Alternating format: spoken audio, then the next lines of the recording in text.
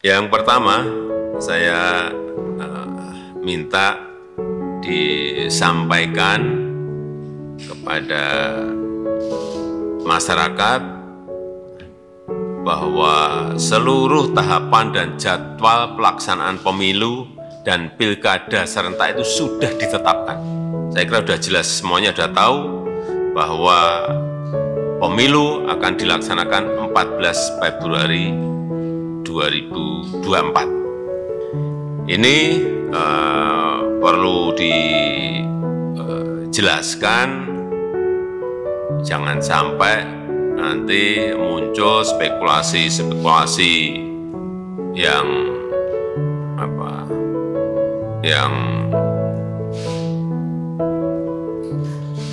isunya beredar di masyarakat bahwa pemerintah tengah berupaya untuk melakukan penundaan pemilu atau spekulasi mengenai perpanjangan jabatan presiden dan juga yang berkaitan dengan soal 3 periode. Karena jelas bahwa kita telah sepakat pemilu dilaksanakan tanggal 14 Februari dan pilkada dilaksanakan nanti di November 2024. Sudah jelas semuanya. Dan dijelaskan sekalian bahwa tahapan pemilu itu sudah dimulai nanti di bulan Juni 2022, di pertengahan Juni 2022 sudah dimulai. Karena memang ketentuan undang-undangnya 20 bulan sebelum pemungutan suara. Yang kedua, 12 April nanti KPU dan Bawaslu periode 2022-2027 akan kita lantik dan segera mempersiapkan pemilu dan pilkada serentak di 2024. Oleh sebab itu kita nanti perlu berbicara dengan KPU dan Bawaslu mengenai persiapan-persiapan ini agar persiapan pemilu dan pilkada yang ini kita belum pernah punya pengalaman serentak itu betul-betul bisa kita persiapkan dengan matang.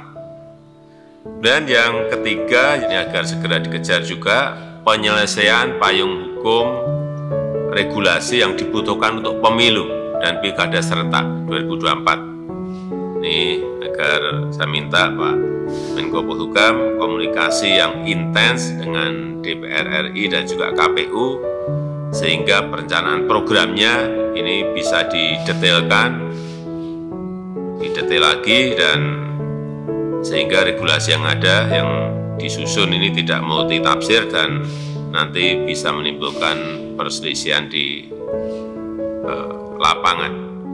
Yang keempat, yang ini juga segera harus diputuskan mengenai alokasi dana, baik dari APBN maupun APBD dalam rangka persiapan pemilu dan pilkada serentak 2024. Kemarin sudah disampaikan ke saya bahwa diperkirakan anggarannya sebesar 110,4 triliun.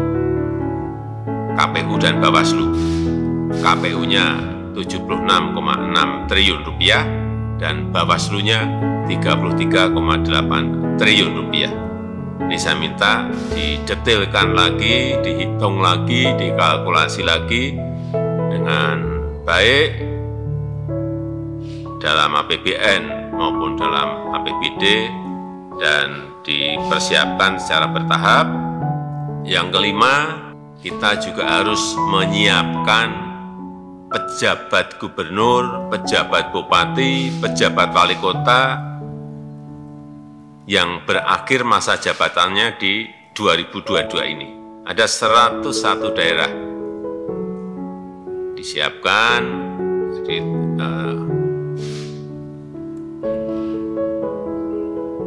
karena ada 7 gubernur, ada 76 bupati, dan ada 18 wali kota yang harus diisi. Saya minta seleksi figur-figur pejabat daerah ini betul-betul dilakukan dengan baik, sehingga kita mendapatkan pejabat daerah yang kapabel, memiliki leadership yang kuat, dan mampu menjalankan tugas yang berat di tengah situasi ekonomi yang tidak mudah, situasi ekonomi global yang tidak gampang, agar nantinya penyiapan pemilu dan pilkada serentak tahun 2022 ini bisa berjalan dengan baik. Saya rasa itu yang bisa saya sampaikan, dan menjelang kontestasi politik ini biasanya suhu menghangat, itu biasa, tapi jangan sampai masyarakat terprovokasi oleh kepentingan politik yang tidak bermanfaat.